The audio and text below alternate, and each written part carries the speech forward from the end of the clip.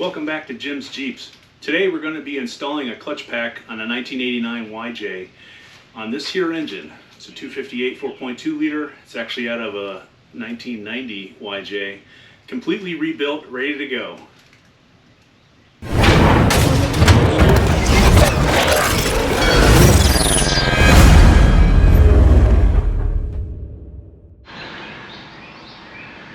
So guys, what we have here is my 1989 YJ. It's pretty much a stock vehicle. I had an old 258 in it, which got a little bit tired, and I have a replacement 258 4.2 liter to put it in again. And what we're going to be demonstrating today, as I mentioned, is installing the clutch pack on the back of the engine and getting that all torqued down right, and replace the pilot bearing, and then we'll kind of go from there. This is going to be a series of videos. I don't know exactly how many, but this will be basically number one. I don't have any videos of me disassembling anything back in the beginning. So if you want to see how to put back together a YJ, specifically with a 4.2 liter engine in it, we're going to be going through that in the next series of videos.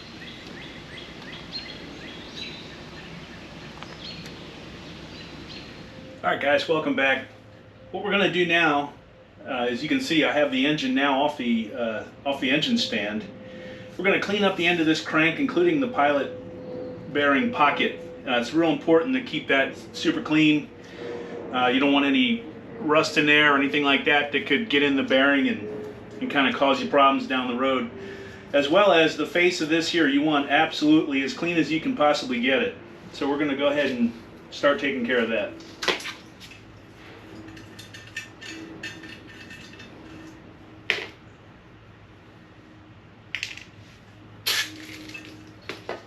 I like to use a plumber's brush. You can get them at any of the big box stores or hardware stores. It's got a nice little cone-shaped thing on it. You can get in the pocket real easy. Just spray something in there. You can use WD-40. I'm using Brake Kleen, anything like that, and just kind of really get that inner surface polished up. The bearing will go in a lot easier, and then you get all that crud out of there, because at the back of the pocket always stays open. And if engine that's been sitting around for a long time or been installed in the vehicle for a long time, more than likely it's going to have gotten moisture in there, and it's going to be rusty a little bit, which is fine. But before you put the new bearing in there, you want to get all this kind of cleaned up.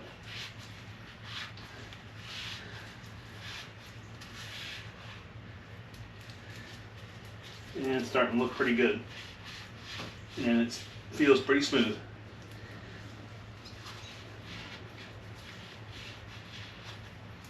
Okay, and then we'll concentrate on the outside of the end of the crank here. And the same thing, if there's any rust from the engine sitting around for a while or just being on the vehicle, just kind of get as much of that off as you can. You really want to make the flywheel as flat as you can onto the end of the crank. It's super critical, otherwise you'll be wearing the clutch out unevenly. Just kind of wire brush it, clean it up, and again just kind of brush it off, and it'll be ready to go. See, that looks a lot better already.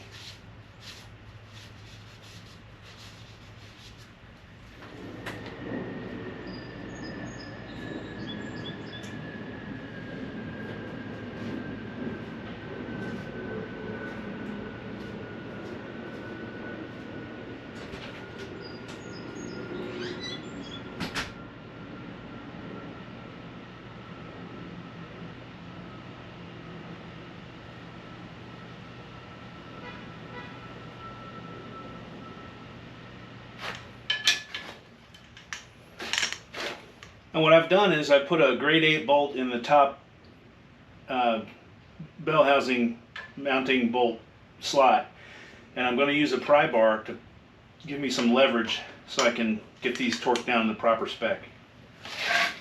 It's tough to do when it's out of the vehicle because so much is moving around.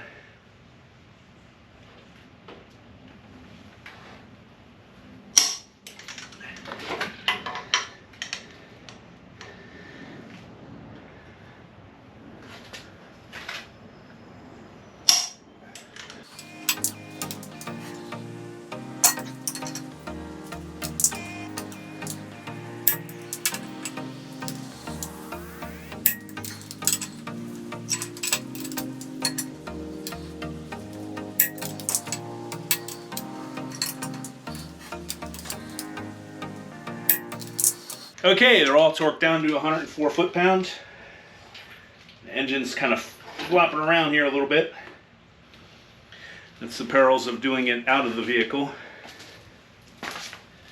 Okay, the next step after that, you want to go ahead and clean it off again, because you probably got some grease on it somewhere. You want this absolutely clean.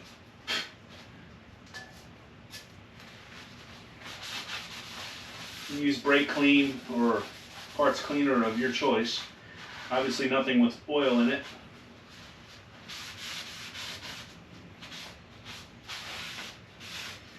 A little bit of flash rust on the top is okay, don't worry about that.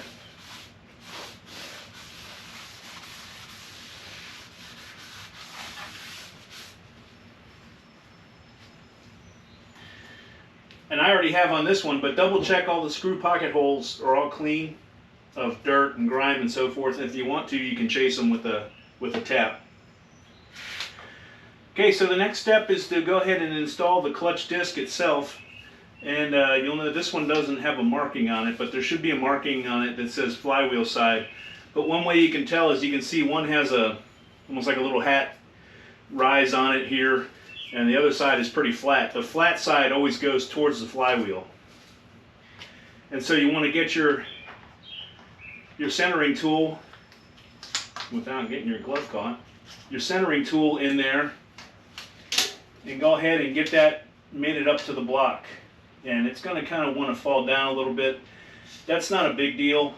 When you get the pressure plate on, it's going to hold it back up in place, but just once you get a bolt or two started on the pressure plate, make sure that's centered. And the pressure plate as well, we're going to clean that off. Same way, this is kind of the other side of the flywheel if you want to think of it that way. Make sure there's no grease or grime or dirt or dust or anything else on it.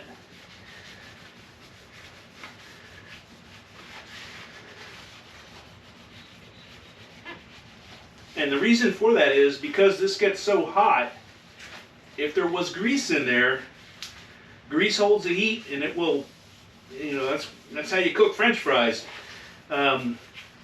It gets super hot and that piece of the metal, that part or that surface of the metal will get hotter and it'll expand more. And then you have heat cracks and whatnot happening on either face, either the pressure plate or the flywheel itself. So let's get a couple bolts started here, and I'll bring you back in a second.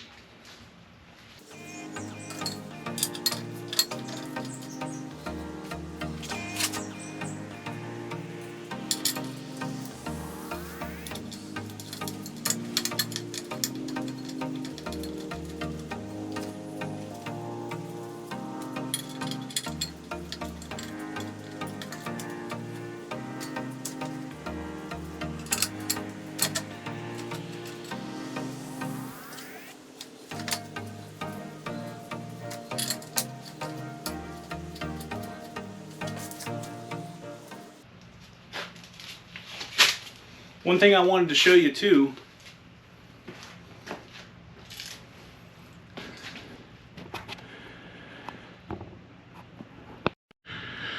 are that these bolts have a little shoulder on them.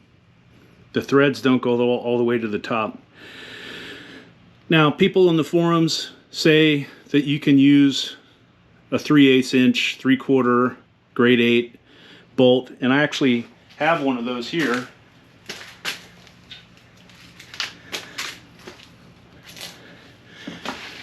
But you can see the threads go all the way to the bridge of the bolt there at the top. So you compare the two. If you guys can see that. Black one's a little bit hard to see. See that shoulder on the black one? That's what I'm talking about. I've fitted these on a clutch plate before. They work fine. I guess, being more of a purist, I did go out and get some ARP bolts. These would certainly do the job. When all these are also fastened down on the clutch plate, between the clamping force of the head against the flange of the pressure plate, it's not going anywhere. And you should have no problem using these as well. These are available Lowe's, Home Depot, any hardware store. And again, it's the 3/8, 3/4, grade 8. Grade 8 is the important part. I think it's about, I can't remember, 150,000 PSI strength, or 180. I can't remember. It's either 150 or 180. But that's, yeah, that's what you need to use. Don't use a regular 3/8 inch bolt in the clutch cover plate. You will have a lot of problems eventually when that thing snaps.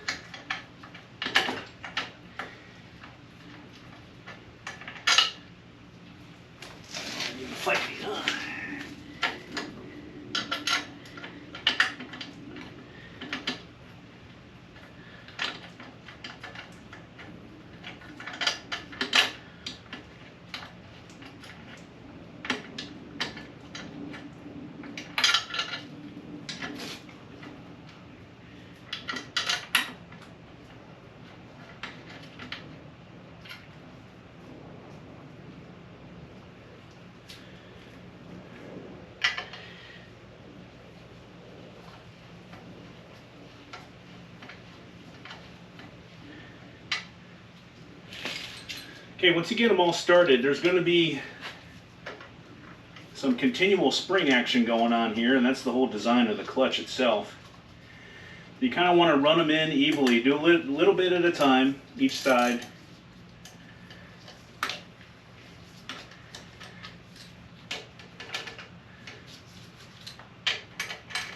Again, in a star pattern. Take a couple turns on each one.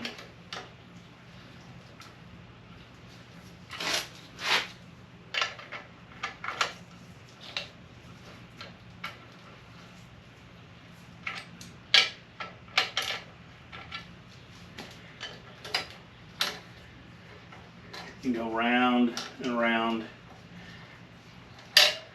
Actually, some of these are not as far along as other ones, so kind of take up the slack just to where it hits the cover plate flange. And that's already getting tight inside there.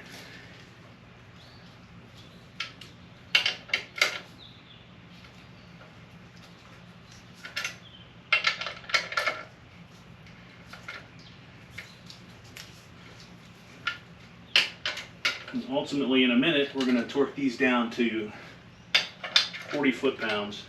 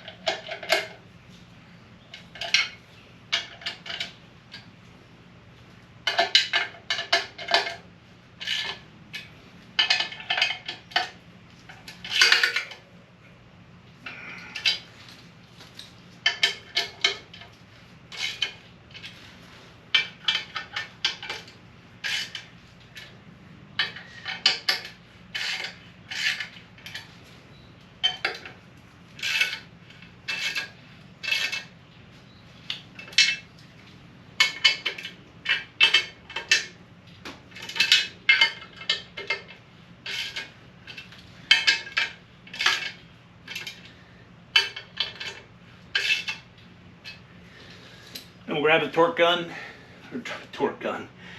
We'll grab the torque wrench and give these things the final twist. Again, in the star pattern to 40 foot-pounds.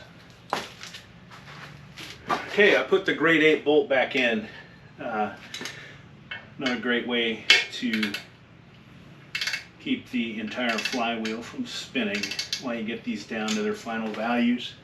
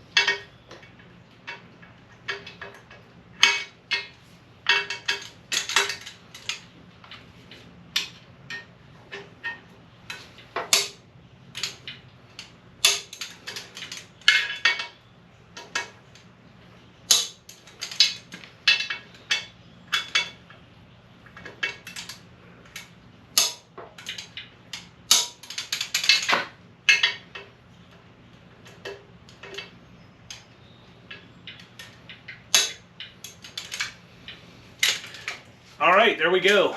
Final torques all around, 40 foot-pounds. Again, you can hold the flywheel with a bolt in this upper position. Something jammed against the ring gear, starter ring gear. Should be good to go. When you're done, you can pull the alignment tool out. And now we're ready to mate the transmission and bell housing, etc. back into here. Okay, so we have the pressure plate all torqued down, 40 foot-pounds all the way around. Double check, triple check. I took the alignment tool out, and we're good to go. In the next video, we're going to be putting the clutch housing, bell housing, whatever you want to call it, and the transmission and transfer case, the entire drive line, onto this engine, getting it ready to swap back into the YJ. Thanks for joining Jim's Jeeps today. If you have any comments or questions, please post them below. Please like and subscribe, and we'll see you on the next video.